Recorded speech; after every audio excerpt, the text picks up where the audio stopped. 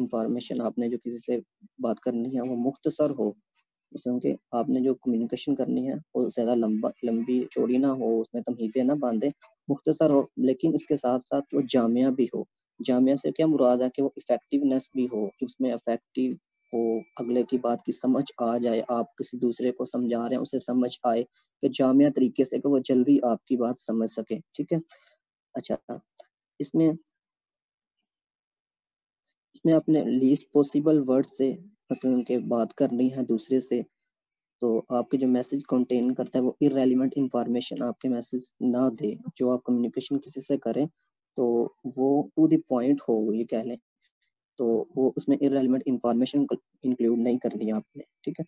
आगे conciseness communication जो है उसमें आपने वर्ड एक्सप्रेशन रिमूव करने हैं। क्या मतलब कि आपने सिंगल वर्ड्स यूज करने हैं, लंबे लंबे फ्रेजेस, लंबे लंबे पैराग्राफ, इन्हें नहीं आपने देखना, इन्हें नहीं आपने अपनी कम्युनिकेशन का हिस्सा बनाना। असल क्या कि आप सिंगल वर्ड्स यूज करें। सिंगल वर्ड से मतलब ये कि आप अपनी जो है अपनी कम्युनिकेशन में जितनी भी कंसाइज कर सकते हैं, कम वक्त में हो सकती है, कम कंसाइजनेस, अगले का भी टाइम बच जाए और अपना भी टाइम।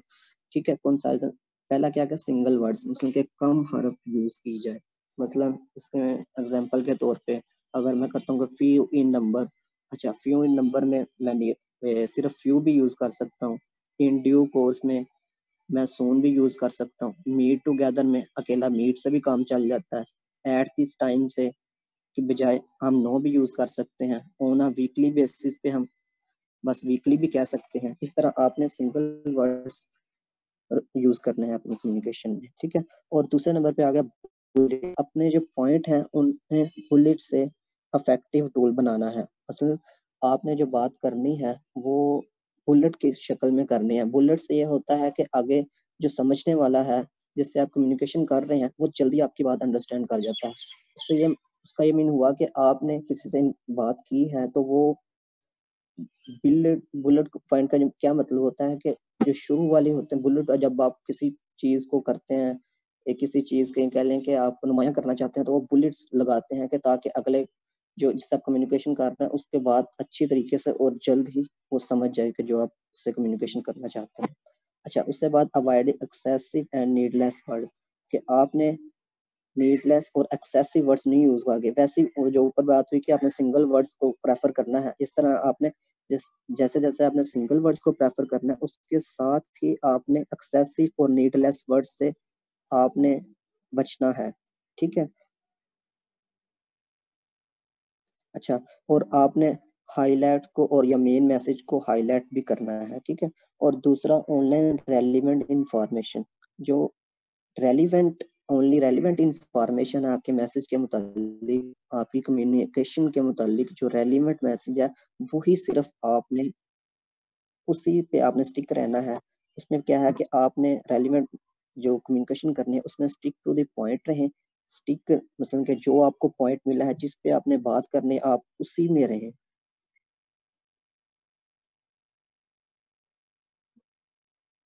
ठीक है।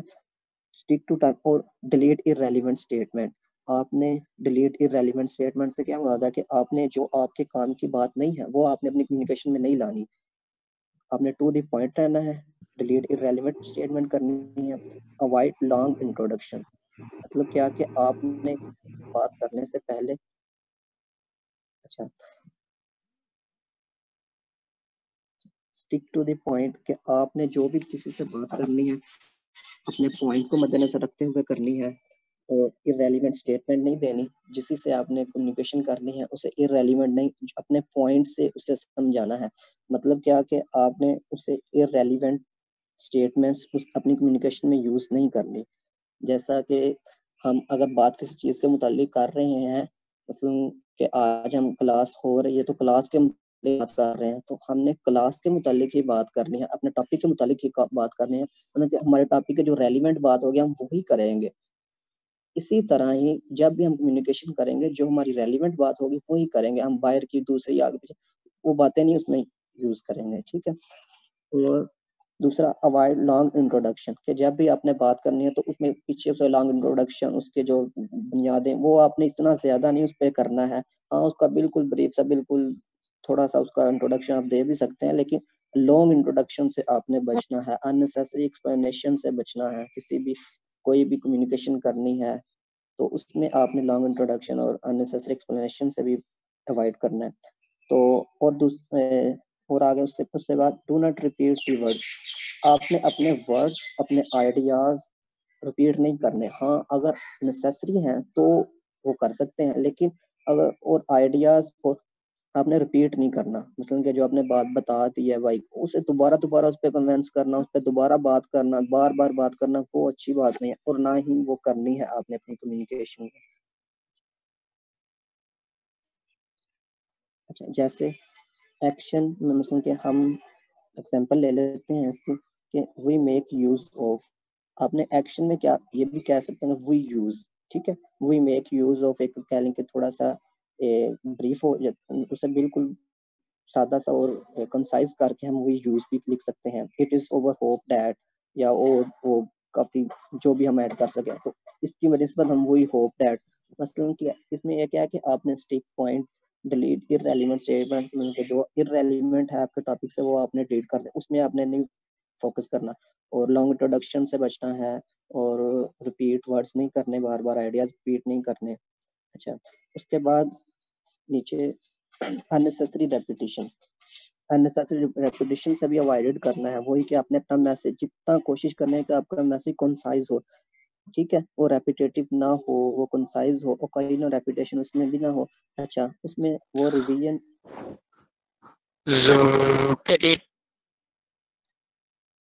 अच्छा, उसमें रेपिटेशन ना हो अपने आपके मैसेज में, अननेसेसरी रेपिटेशन। और दूसरा अवॉइड लॉन्ग इंट्रोडक्शन, उसमें जो हमने ऊपर पॉइंट पर है उनका थोड़ा ब्रीफ।